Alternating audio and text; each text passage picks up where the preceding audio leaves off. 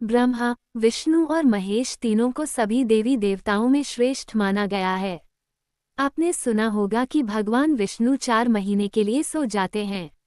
उस दौरान कोई भी शुभ कार्य नहीं किया जाता है, न विवाह न ही गृह प्रवेश।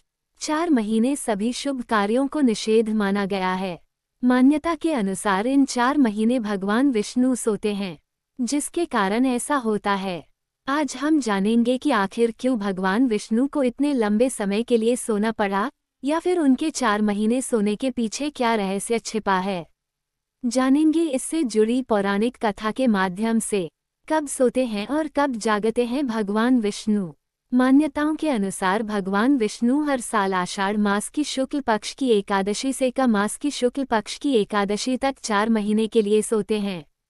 शास्त्रों में उल्लेख मिलता है कि भगवान विष्णु जितने समय के लिए सोते हैं, उस दौरान कोई भी शुभ कार्य जैसे विवाह, मुंडन संस्कार, गृह प्रवेश, जनेऊ और मकान की नींव डालना जैसे कार्य नहीं किए जाते हैं।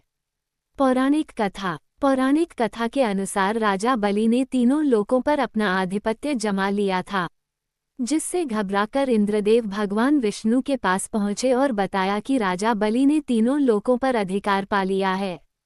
उस समय भगवान विष्णु ने वामन का रूप धारण कर राजा बलि से दान मांगने पहुंच गए। उन्होंने राजा बलि से 3 पग भूमि मांगी।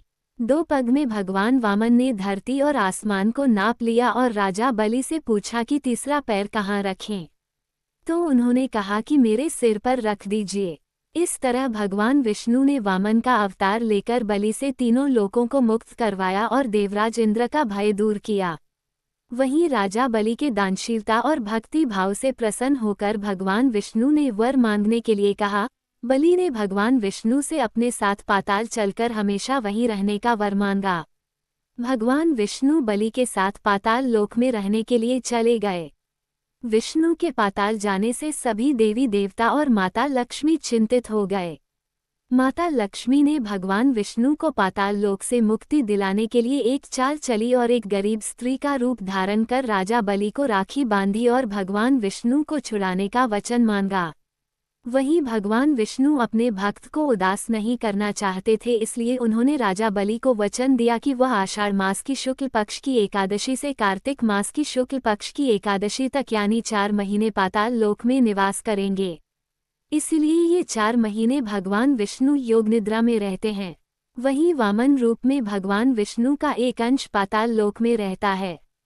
अन्य कथा के अनुसार भगवान विष्णु का शंखचूर नामक एक राक्षस से युद्ध हुआ। उस युद्ध में राक्षस मारा गया। वहीं इस युद्ध में भगवान विष्णु बहुत थक गए थे, तो उन्होंने अपना काम भगवान शिव को सौंपकर योग निद्रा में चले गए।